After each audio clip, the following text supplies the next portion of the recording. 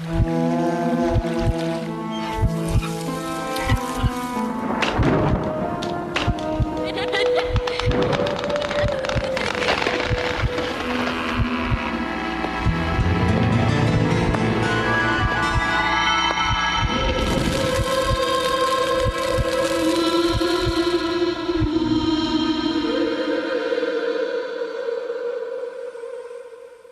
guys, welcome back to the channel where I'm asking you tonight, are you afraid of the dark? I am not, because I have the DNT Optics TNC225R, aka the ThermNight scope.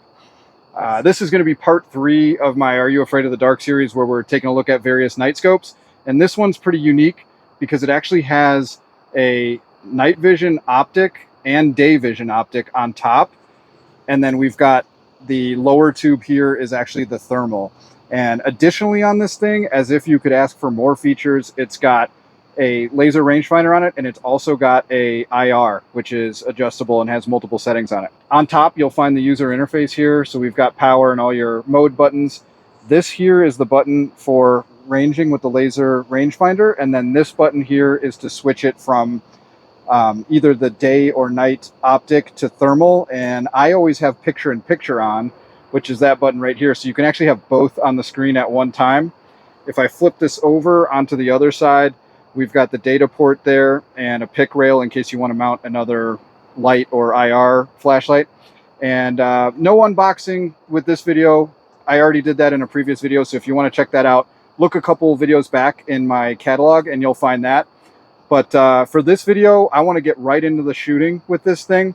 So before we get into the night shooting, let's show you guys some of the footage I took in the day, and I'll splice in some various kills that I've gotten with this thing. I've been using it for about a month and a half, and let me just tell you this is my favorite digital optic that I have, and I have quite a few.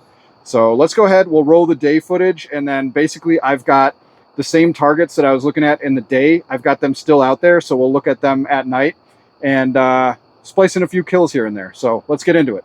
All right, before we get into the shooting, let's just take another quick look at this thing. So we've got the battery here. This is a 18650 battery. It's a rechargeable one. The thing comes with 2 of them, and it advertises, I think, like a 5-hour battery life. And I will say that this thing kind of burns through battery compared to like the Zulu scope, because you're running 2 optics at the same time. So no problem though, you just carry separate batteries in your pocket. If you're really going to be out for a super long time, you can swap them out. Another thing I will mention is that you do have to use the charger to charge the batteries. It won't charge them through the port right here. And then also you'll notice there's no external SD card. It's all internal. So to upload videos and stuff, you're going to have to connect this to a computer with a USB cord, which is a little bit of a difference from the Zulu scope. So I thought that is important to note. You've got focus rings on both the thermal and the optical up top here, and you will have to focus at different distances. And then let me see if I can get some user interface here. Not great through the cell phone, but the good thing about the scope is when you do record, I think it records with all the widgets on the screen. I did just update my firmware, so I haven't checked out recordings with it with the new firmware, but with the last one, it definitely recorded all the widgets on the screen, which I think is awesome because it really gives you kind of a feel like you're behind the rifle when you're watching the footage. So with that said, let's get into some actual footage. All right, while we still have some daylight, let's do a little daylight shooting. I've been taking a couple of zeroing shots. This thing is super easy to zero. You go into the zeroing menu, shoot a couple shots at your target, maybe even just one shot if you're trying to conserve ammo.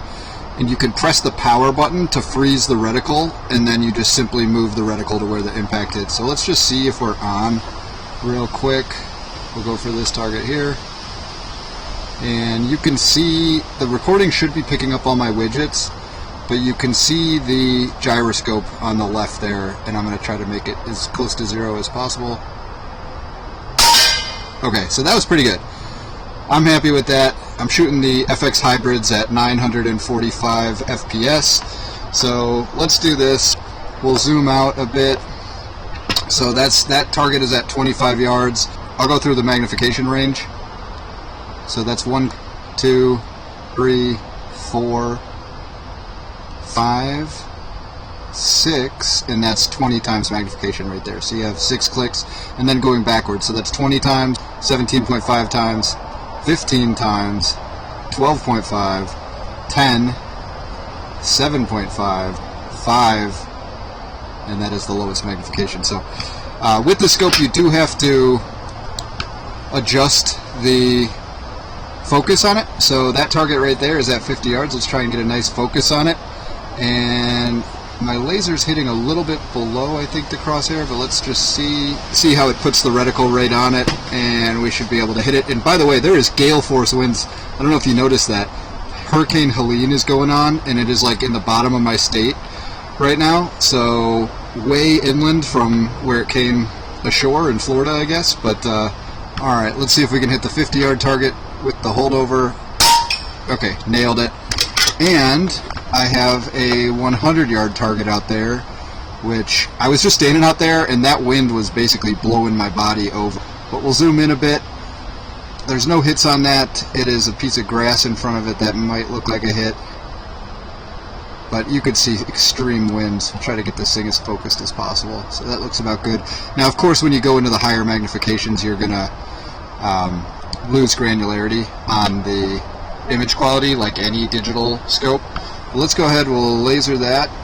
Should be right at about 100 yards.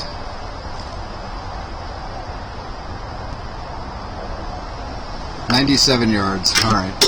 And we'll put the crosshair where it says to put it. I'm just going to hold dead on even though it's windy.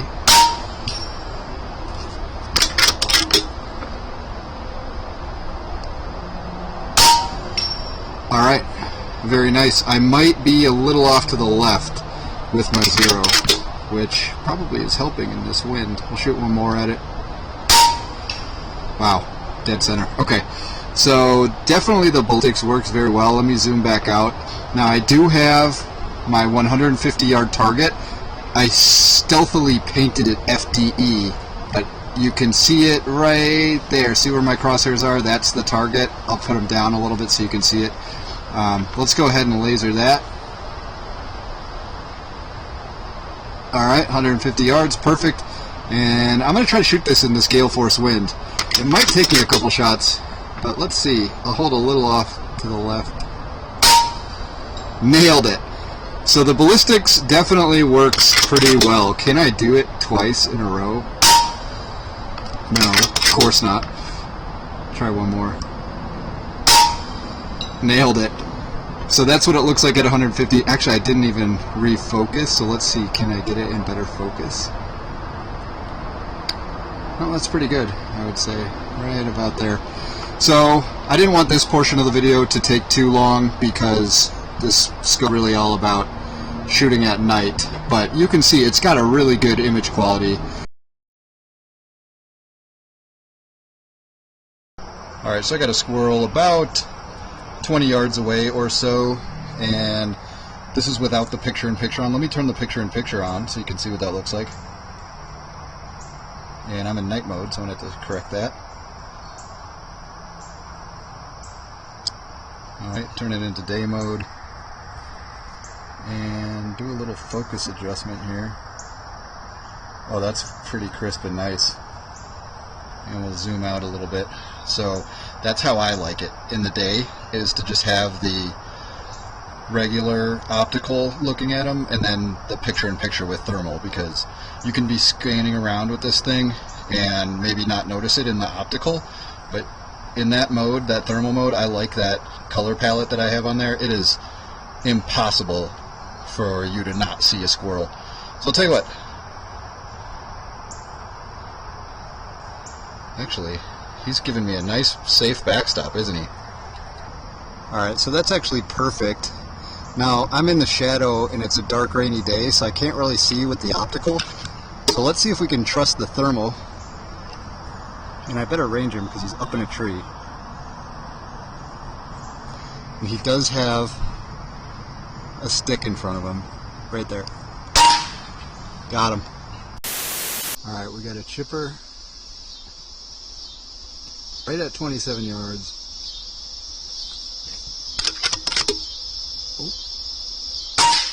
Oh, blew something out of him. He won't last long like that.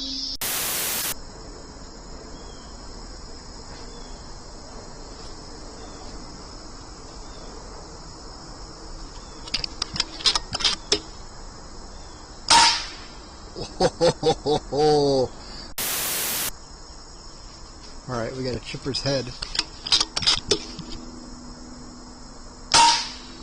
Oh, he's down. That is the white-tailed squirrel.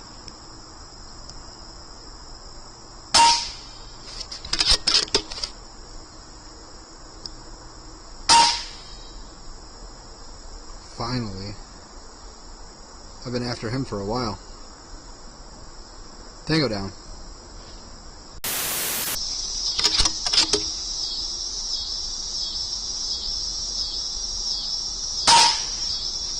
Tango down. Got a squirrel up in that tree looking at me. Ranging him at 13 yards.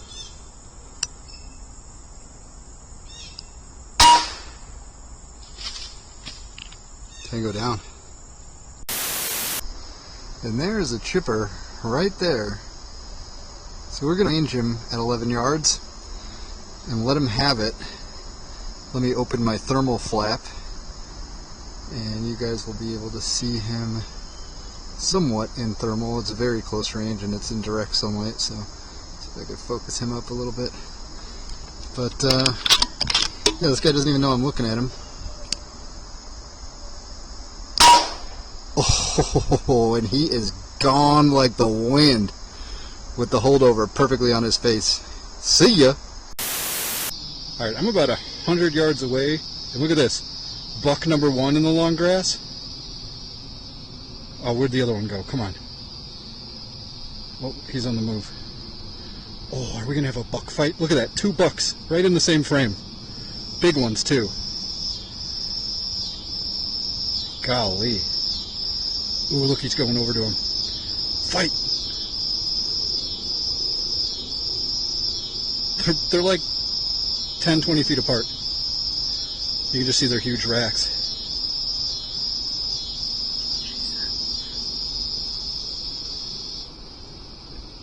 They have to know that they're that close to each other, which is pretty odd, don't you think, for 2 big male bucks to be that close?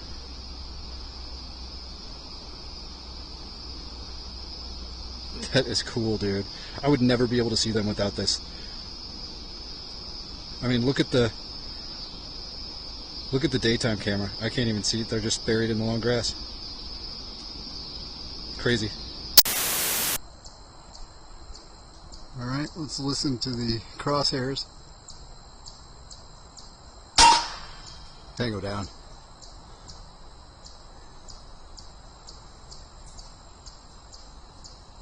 He is not going to survive that one.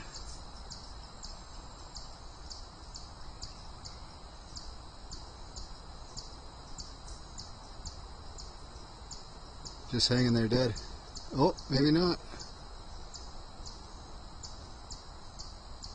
Tango down. Here's another one.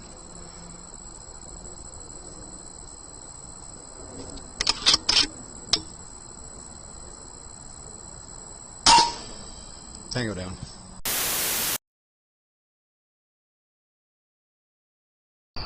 Okay, let's get started with the night vision portion of this review. So this is the night vision mode. Of course, obviously it has day mode too, but I've got it switched into night.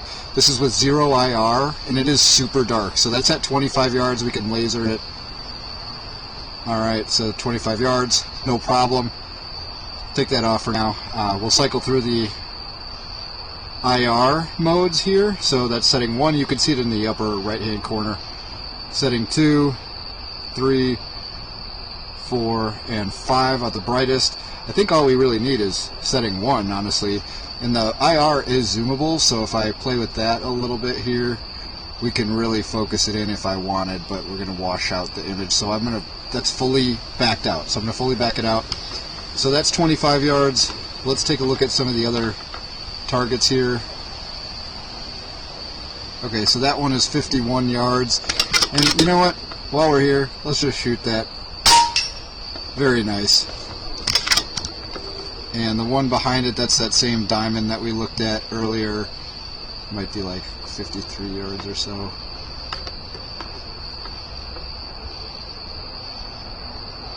Okay, so 52 yards, and it's telling me to hold under.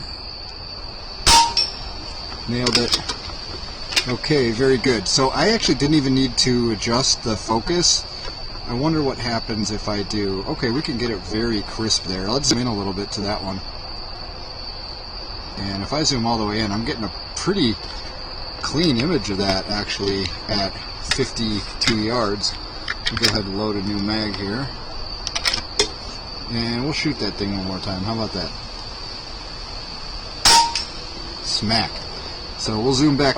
Let's look at the plate at 100 yards, which is that guy there. First we'll laser it. Alright, it's telling me to hold a little bit over. And let's go ahead and shoot that guy. That's pretty cool. You can watch the slug the whole way to the target at night. Very cool. Okay, so now, actually, before I look at my 150 to see if I can even see it with this thing at night, we'll go ahead and, this is me focusing the IR a bit, and let's go up a setting or two on that. So that's pretty good, man. I can see that super clearly. Hell, I can even see the wind in the grass from here, and it is extremely windy. So let's see, can I see my 150? It's like right there. Let me get rid of my previous ranging, and I'm going to try to zoom into that thing. Wow, I actually can see it. It's right there where my crosshairs are. So let's see if we can laser that thing. It should be right at about 150 yards. 150, perfect. And do you think I can hit it in this absolute hurricane? This is seriously hurricane winds coming up here from Hurricane Helene, I believe it is, which is like at the top of Kentucky right now. It came inland, but anyway, let's see if I can hit that thing. Oh my god, I got it on the first shot. That was cool. So this thing really gives you capability out to super distances. I'm going to zoom all the way out so you guys can see how far that is. So to give you some reference, that's 50 yards, 100, and then that thing is way back there at 150. To be able to shoot that from here in the dark is insane. So that's cool. Let me switch to, I'll put my picture-in-picture mode on real quick. And I'm getting used to these buttons in the dark. They are not backlit, so keep that in mind. I don't think there's an option to change them to backlit that I've seen. But we'll go ahead and get rid of the holdover there. And so there you see the picture-in-picture. And I can easily swap it to just be thermal. So we can still see my night vision up there, and then we've got the thermal. And back there, there's like a sewer grate that I can see that's lighting up. And let me cycle through the various thermal settings here. So there's red hot, so things that are hot are going to be red. White hot, so things that are hot are going to be white. Black hot. And man, that sewer grate, if you look at my top night vision, that's at 195 yards, and it is very clear and nice image at that distance. And then this is my favorite mode. This is iron hot. So I've cycled through all the modes back to where I was. This is the one that I've been using in some of the clips to show you guys some kills. And really, you cannot be, nothing can escape you with this scope. It makes you the predator. You just, I can't overstate that nothing can really hide from you. But man, this is pretty crazy. I'm going to switch over to the mode because, man, we can just see tons of wind back there, and the image quality is really good. So that's with the IR zoomed all the way in right there, and then if I zoom it out, we're going to start to lose image of that. But that is pretty cool, man. 200 yards away or 195 right there. So this gives you an idea of sort of what it looks like in the dark here. And when you have both the IR infrared activated with the night vision and the thermal, you're just completely the predator. So we'll show you a couple more clips of stuff I've shot with it. And before I do that, let me show you the menu on this thing because it's easier to look at it at night. I'm going to kill the picture-in-picture so we have a darker background. Alright, now if I go into my menu, it's pretty intuitive here. So we've got a screen brightness setting, connections, this is how you basically connect to Wi-Fi.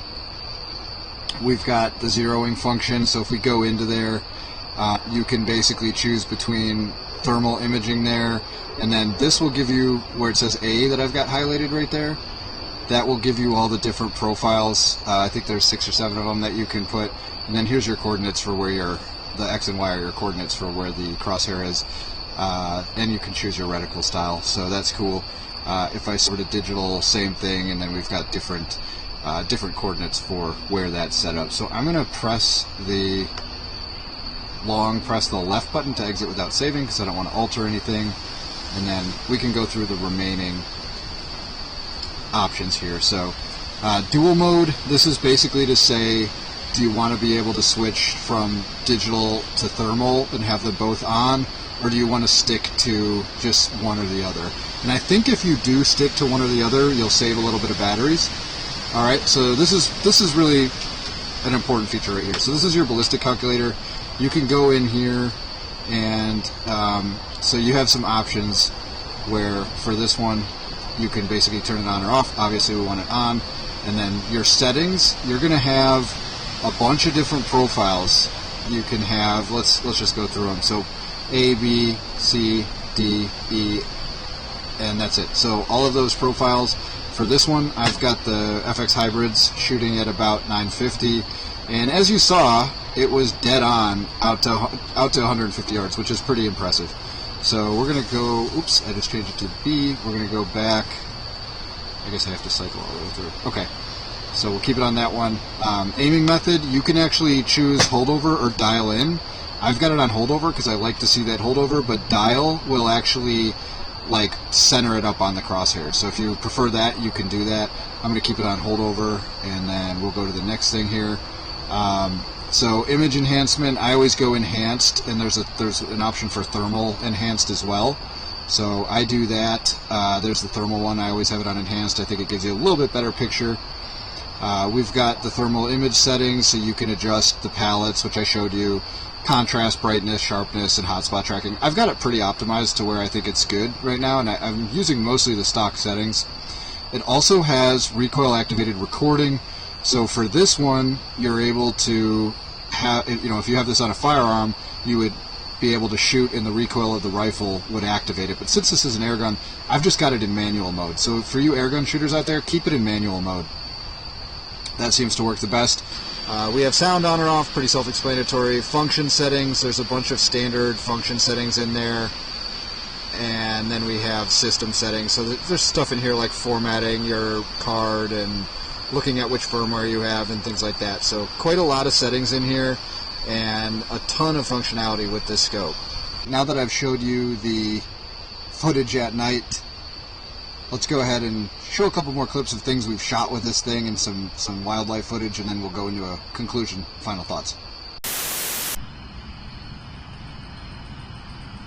I'm just out here toying around with this thing, and you can literally see everything. I would have never seen that guy. What's going on over here? Oh God, cut! So there is definitely something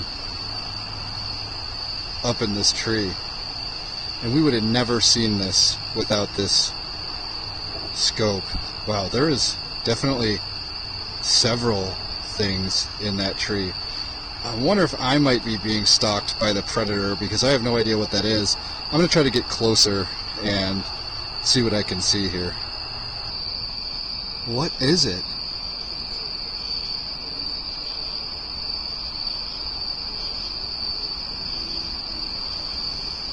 That is definitely weird, and I'm going to figure out what it is. Oh, it's a possum. Possibly several possums.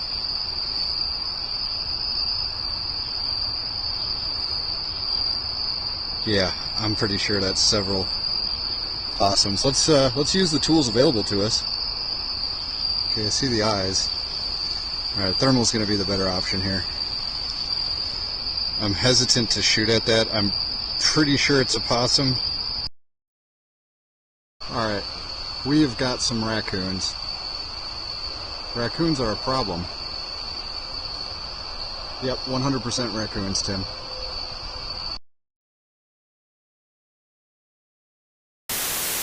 Alright, we got another squirrel skylining himself. Let me see if I can adjust the thermal focus, see if I can make that any better. Okay, that's pretty good.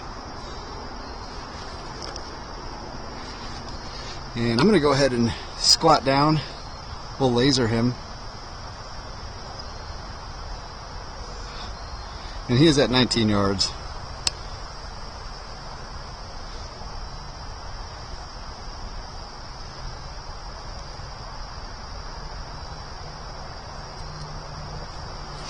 Got to get a better position here. Alright. So he is now at 20 yards since I moved. Nailed him. He is not going to last long like that. Oh. Tango down. Tango down. You cannot escape this scope. All right, my fine, distinguished gentlemen of taste, let's wrap this thing up with some pros and cons. But before I even get into that, let me just say that this is absolutely, without question, my favorite digital optic that I have, and I have quite a few, which is saying a lot. But in terms of the pros for this thing, you are getting a ton for the price. So this thing retails around $1,100. You're going to get thermal. You're going to get optical, day and night. You're going to get a zoomable IR for when you're using it at night, to illuminate targets at various distances and be able to see them. And probably my favorite feature is this integrated rangefinder. One button press and you've got your holdover for whatever distance you're trying to shoot at.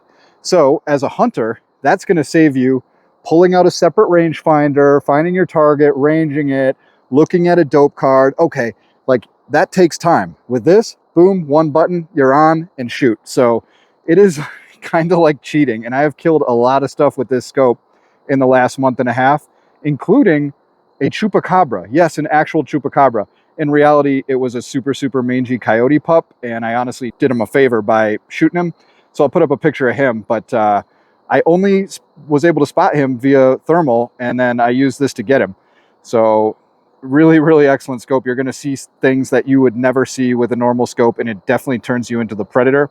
Now, in terms of cons, I will say that the data port thing here is sort of a con to me. So you do have to plug this into a computer to get your videos out. There's no removable SD card for it. And I think that differed on the Zulus. If I remember correctly, that one did have a removable SD card, but this one does not. And also, it does not charge the battery through that port, which is a little bit of a bummer. So you do have to remove the battery every time. Like I said, you know, I'm a little concerned about the threads over a super long time because I plan on keeping this forever. So I just put a little bit of silicone oil on the threads and O-ring of the battery cap, and I make sure I don't cross-thread it, and I'll probably be good for life. But that's it in terms of cons. I love this thing, and it's easy to use. The menu's easy to use. The images are crisp.